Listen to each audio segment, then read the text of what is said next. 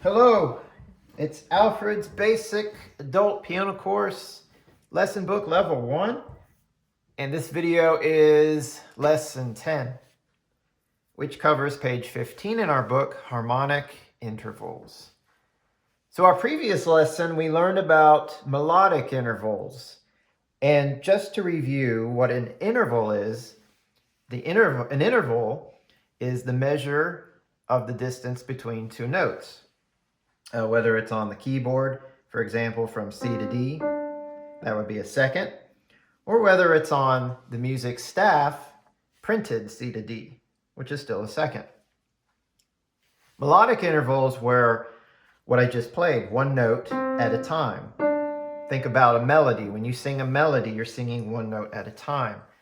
But harmonic intervals, it's like harmony. You play the notes together at the same time. Now it's still measured the same. C to D is still a second. The only difference between playing them together is it's just called a harmonic interval. And it creates what's called a harmony. Harmony is two or more notes played or sounded together at the same time.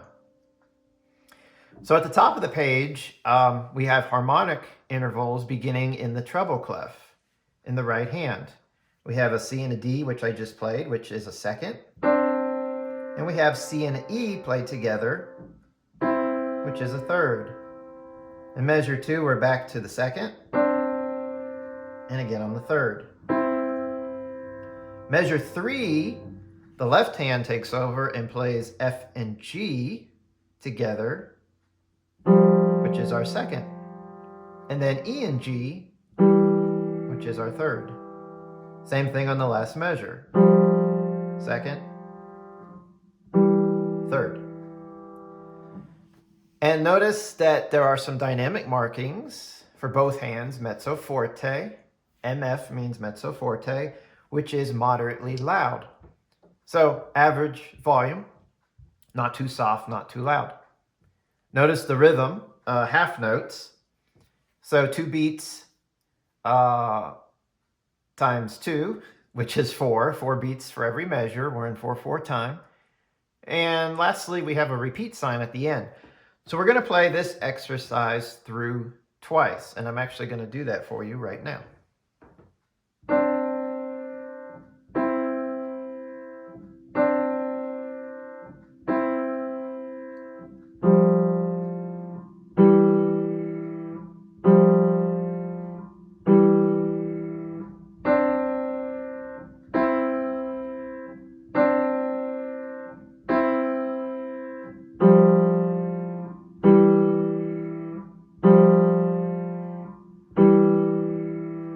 And as I played that exercise, I kept the steady beat, those steady half notes in mind.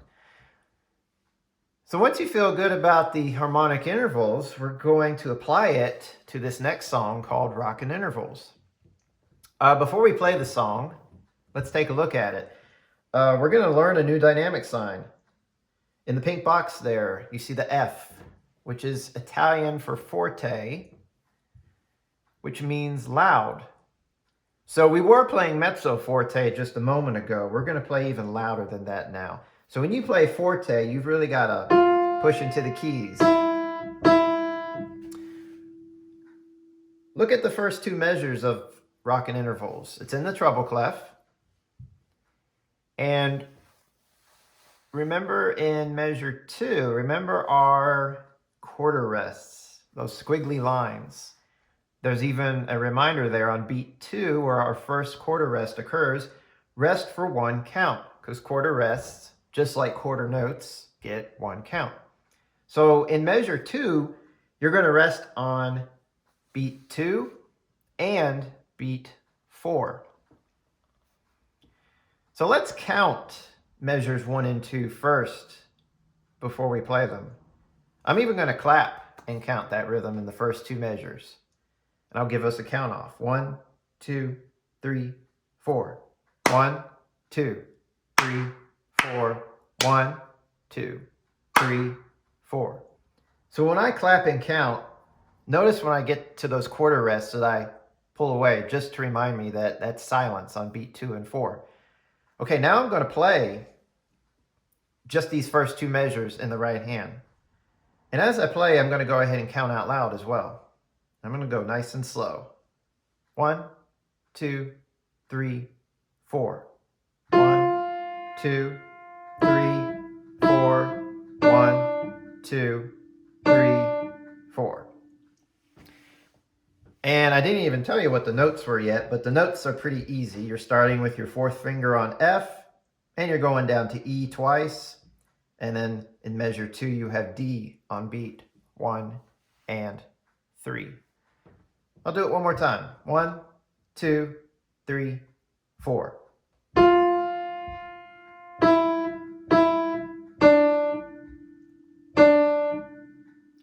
Now, before we look at the left hand, jump down to the second line and look at the treble clef down there.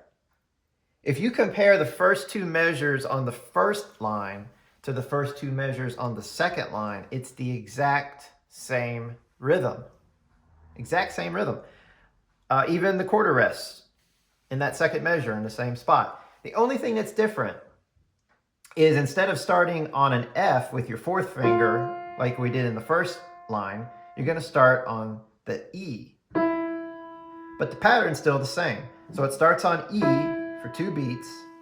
It goes down a second to D, which you play twice, and it goes down another second to C, which you play on beat 1 and beat 3. So the pattern's the same. So always look for patterns in music. Sometimes a pattern could be an exact repeat, note for note, rhythm for rhythm. We've had that already in this book. Sometimes it could be just the rhythms, like in this case. But it's more than just the rhythms, the intervals. The pattern of the intervals is the same. Listen as I play the first two measures on the first line.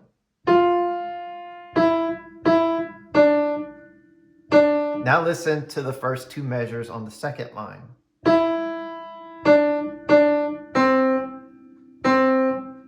So you can see how it's the exact same pattern. The only difference is we're starting on one note lower on the bottom line. So you've pretty much learned the right hand at this point. The only thing left is the bass clef, the left hand. So back at the top line, it comes in on measure 3. Now, look at the rhythm in the bass clef and compare that to the rhythm in the right hand, the treble clef. Those two measures of bass clef at the top, same rhythm. And even the left hand at the bottom line, last two measures, same rhythm. So if this helps, every two measures of this piece repeats with the same rhythmic pattern. Now the notes in the left hand, starting on measure 3, these are the harmonic intervals which we played at the top of the page. You're going to start with a harmonic second on F and G. And that's a half note, so 2 counts. Now your 2 quarter notes that follow are the third, E and G. And when you go back to measure 4, it's F and G on beat 1, rest on beat 2, F and G again on beat 3, rest on beat 4. So listen to those 2 measures and you're going to hear it's the exact same rhythmic pattern that the right hand just played.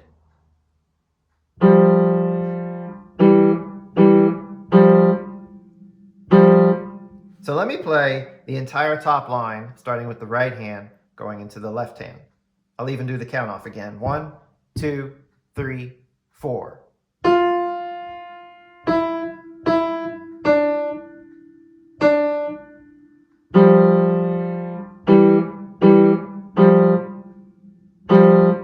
So did you hear the same rhythmic pattern repeated?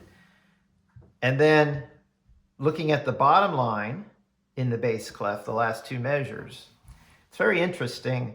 It's the same rhythmic pattern, but it's a reversal in a sense of what you played on the top line in the bass clef. So in the top line, remember we started with F and G, the second. But on the bottom line, you're starting with E and G, the third, on the half note. And then you're going to seconds on the quarter notes. And then and back to the third. So it's kind of a reversal. The top line, second, third, third, second, second for our harmonic intervals. The bottom line, the opposite, third, second, second, third, third. So what I've been doing with this piece is really breaking it down again into sections, finding repeating patterns, finding rhythms that repeat, looking for spots that are almost the opposite of each other. For some people, this may make a lot of sense, and this may make it much easier. For others, it may say, look, I just want to read the notes and the rhythms, and that's it. And that's fine. In the end, the best thing you can do is memorize the notes on the staff and know your rhythms and have a steady count. But sometimes the intervals, sometimes the patterns, that can be another tool in the toolbox that can help make the job easier. All right, so I'm going to play the entire piece straight through for you. I'm not going to take the repeat right now for time, but do remember that there is a repeat there at the very end. So here we go from the beginning. 1, 2, 3, 4.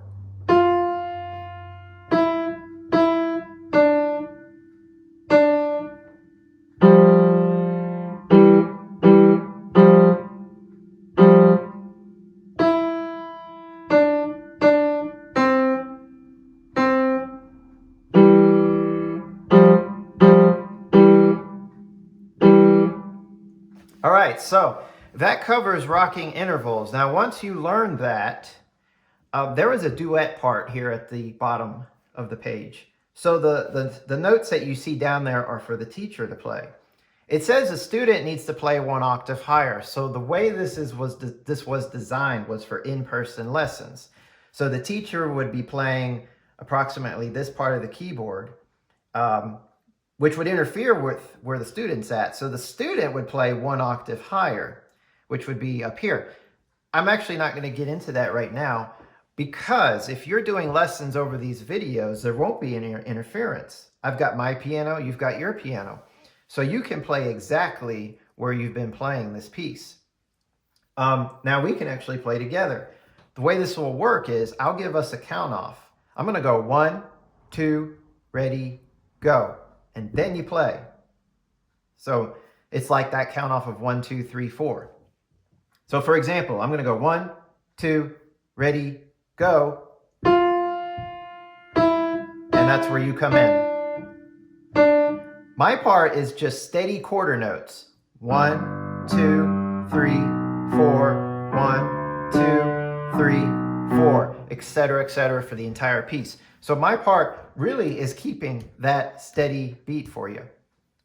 All right, so what we're going to do, I'm going to give a count off, and I'm going to start playing. And you'll come in and play with me. Just remember to keep that steady beat, otherwise we won't be together. All right, you got your hands ready? Should be on that C position. I'm going to be playing something different, so don't look at my hands. Are you ready? Here we go. 1, 2, ready, go.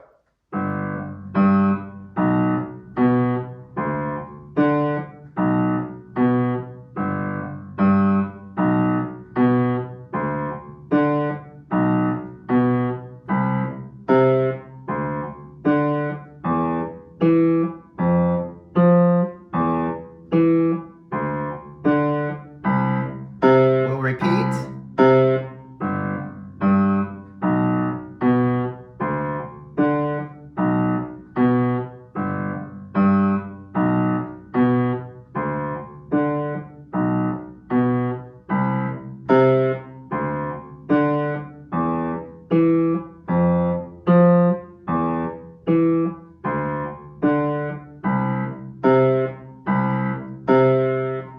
Good, congratulations. That's your first duet. Now, if it didn't go so well the first time, don't worry, it almost never does for anyone.